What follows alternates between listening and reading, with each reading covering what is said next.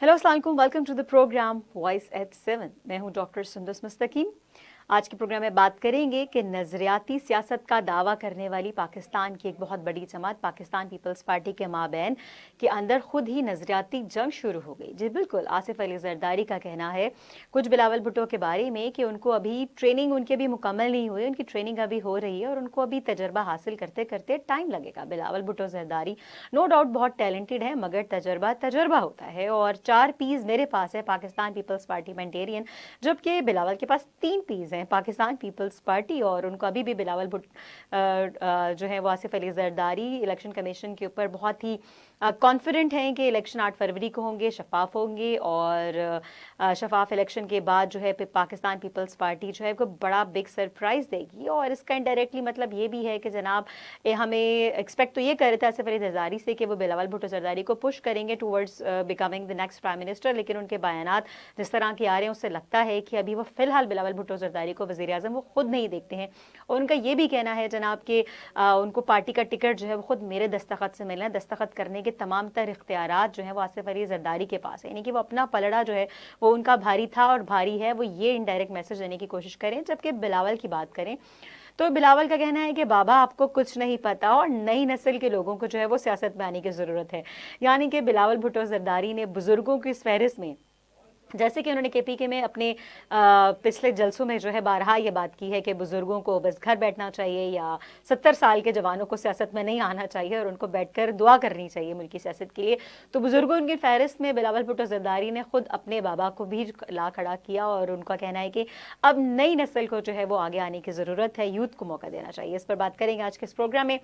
और पीटीआई की मुश्किलात में हो गया मजीद इजाफा। इलेक्शन कमीशन की जानिब से पाकिस्तान तहरीक इंसाफ के इंट्रा पार्टी इंतखाबात की वजह से पीटीआई एक बार फिर मुश्किल में। इलेक्शन कमीशन ऑफ पाकिस्तान ने पाकिस्तान तहरीक इंसाफ को 20 दिन में जमाती इंतखाबात दस्तरनो करवाने का कहा और अगर नहीं करवाते सिर्फ 20 दिन में तो सूरत में पार्टी को अपने इंतखाबी निशान यानी कि बल्ले के निशान से महरूम होना पड़ेगा। पीटीआई ने इसके रद्दअमल में फौरी बाद जो है इस फैसले को चैलेंज करने का फैसला कर लिया और दूसरी जानिब वो बहुत कॉन्फिडेंट भी हैं कि इंट्रा पार्टी इंतखाबात जो है वो 20 दिन के अंदर करवा भी लेंगे और बल्ले के निशान को बचा भी लेंगे। मगर कैसे?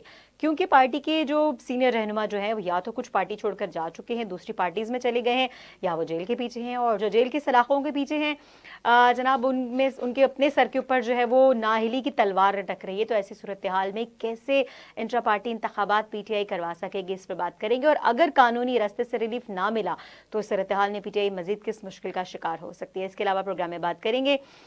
निगरान वजीर दाखिला सरफराज भुट्टी का कहना है कि चेयरमैन पीटीआई तो अदालतों के लाडले हैं, यानी कि अदालतों का लाडला चेयरमैन पीटीआई को करार दे दिया और जेल में कहते हैं ऐसी सहूलतें तो किसी साबिक वजीर आजम को नहीं मिली जो चेयरमैन पीटीआई को मिल रही है। मतलब लाडले की वो टर्मिनोलॉजी जो हमने देखा कि कुछ अरसे से नवाज शरीफ साहब जो है वो अपने साथ हटाना चाह रहे हैं, वो नहीं चाह रहे कि उनके ऊपर जो है वो लाडले का इल्ज़ाम लगे या लाडले की टर्मिनोलॉजी जो है वो नवाज शरीफ के साथ यूज़ हो। तो वो अपनी कोर कमेटी में और इधर उधर से जनाब कोशिश कर रहे हैं कि उनके ऊपर से लाडले का इल्ज़ाम हटाया जाए और अब ये इल्ज़ाम जो है वो लगाया जा रहा है पीटीआई के ऊपर और कहते हैं जनाब कि नून लीग को तो कोई फेवर नहीं मिली है और उनके ऊपर लगे हुए तमाम इल्जामात बेबुनियाद साबित हुए हैं और निगरान हुकूमत में जो है वो क्या बिलावल तो क्या नवाज सब बराबर है। और ऐसा बयान निगरान हुकूमत के निगरान सेटअप में वज़ीर दाखिला की जानिब से आने का मतलब ये है कि खुद निगरान सेटअप की गैर जानिबदारी पर, उनकी जो क्रेडिबिलिटी पर जो ये सेल्फ एक सवालिया निशान है कि उनकी जानिब से क्या ऐसा बयान आना चाहिए था। इसके अलावा प्रोग्राम में बात करेंगे सिंध में होने वाले नए गठजोड़ के हवाले से कि जहां पर नून लीग और ग्रैंड डेमोक्रेटिक अलायंस और JUIF सब मिलकर सिंध को फतह करने की कोशिश कर रहे हैं। पीपल्स पार्टी जिसके अपने अंदर नजरियाती जंग शुरू हो गई है। पीपल्स पार्टी का वोट बैंक शेक करने की जनाब शदीद कोशिशें हो रही हैं, सरगर्म है पीपीपी को टफ टाइम देने में। आज नून लीग के रहनुमाओं ने की MKM के रहनुमाओं से मुलाकात, MKM के रहनुमाओं ने की ANP के रहनुमा सैयद गनी शाही सैयद साहब से मुलाकात की। तो ये तमाम चारों पार्टीज़ के JUIF और ग्रैंड डेमोक्रेटिक अलायंस और नून लीग और MKM का गठजोड़ जो है वो पीपल्स पार्टी के वोट बैंक को किस हद तक शेक कर पाएगा सिंध में, इस हवाले से आज के प्रोग्राम में बात करेंगे।